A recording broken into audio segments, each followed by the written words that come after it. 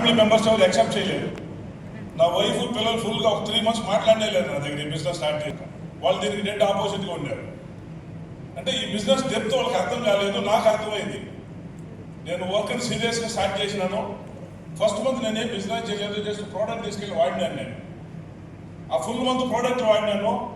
Product మంచి result వచ్చింది. ఆ రోజు దగ్గర దగ్గర ఒక 45-50 ప్రోడక్ట్ ఉండేవి నేను స్టార్ట్ చేసినప్పుడు. ప్రోడక్ట్ మంచి రిజల్ట్ వచ్చింది. మార్కెటింగ్ ప్లాన్ అర్థం చేసుకున్నాను. నెక్స్ట్ మంత్ వర్క్ స్టార్ట్ చేసినాను. 2012 ఫిబ్రవరి నెలలో వర్క్ స్టార్ట్ చేసినాను. దగ్గర ఒక 25 days ట్రావెల్ చేసినాను. నేను ఈ 5 స్టేట్లు కేరళ, తమిళనాడు, ఆంధ్ర, తెలంగాణ, కర్ణాటక అన్ని పక్కన ట్రావెల్ చేసినాను.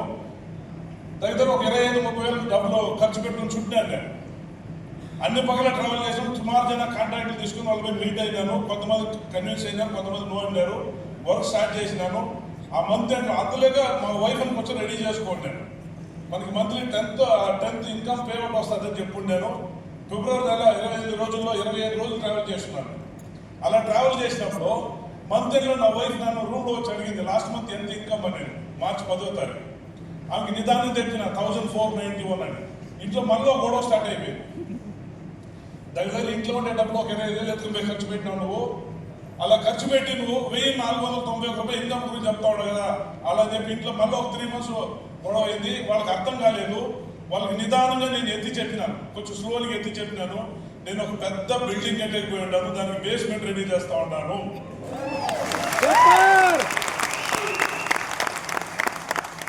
ఆ బేస్మెంట్ స్లోలీ గ్రో అయింది.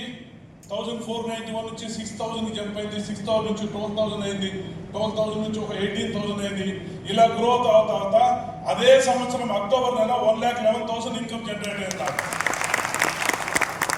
అప్పుడు ఇంట్లో నాకు సపోర్ట్ చేసే స్టార్ట్ చేసినారు. అంతవరకు ఇంట్లో సపోర్ట్ లేదు నాకు. అప్పటి నుంచి ఇంట్లో కనీసం నాకు బ్యాకప్ ఇచ్చినారు. అలా వర్క్ స్టార్ట్ అయింది.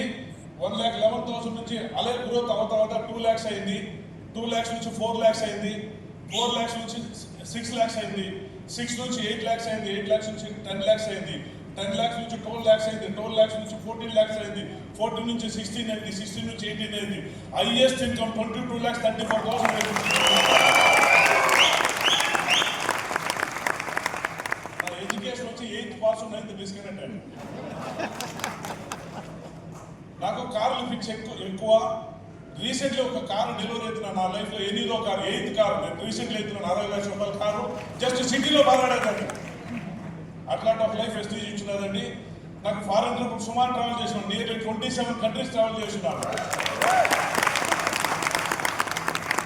రీసెంట్లీ థాయిలాండ్ పోయినాం మేము. ఒక 10-15 మంది మా టీం వాళ్ళతో కూడా ఏం ఎంజాయ్ చేస్తున్నారంటే టీం వాళ్ళు అట్లా ఎంజాయ్ చేస్తున్నారు. ఇక్కడే ఉండాలి ఫ్రంట్ రోడ్. అట్లాంటి ఒక ట్రిప్ కంపెనీ ప్లాన్ చేసి ఉంది. ఇలా అలాగనే ఇప్పుడు పుక్కట్ ప్లాన్ చేస్తున్నారు. నెక్స్ట్ జపాన్ ప్లాన్ చేస్తున్నారు. నిజవాగ్లూ గోల్డెన్ ఆపర్చునిటీ అండి. సేమ్ టైంలో ఒక త్రిమూర్తులు ఉండాలి చూడాలి. మేనేజ్మెంట్ చాలా పవర్ఫుల్ అండి, చాలా స్ట్రాంగ్ ఉన్నారండి. వీళ్ళు చూసే నేను ఇక్కడ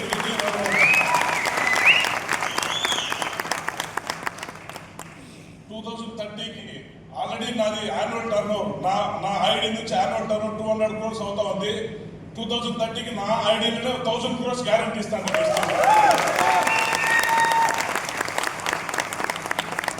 దగ్గర ఒక 100 మంది విఎన్సీని క్రియేట్ చేస్తాము. దీంట్లో ఆటోవద్దు, 100% దీంట్లో నిలబడండి, గట్టిగా నిలబడండి.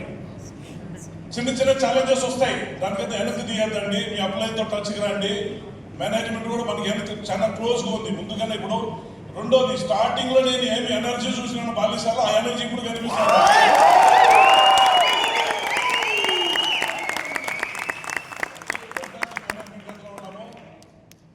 నిలబడండి. 100% వెస్టేజ్ మనం ఇండియా రూల్ చేస్తాం. దీంట్లో డౌటే వద్దు. Thank you.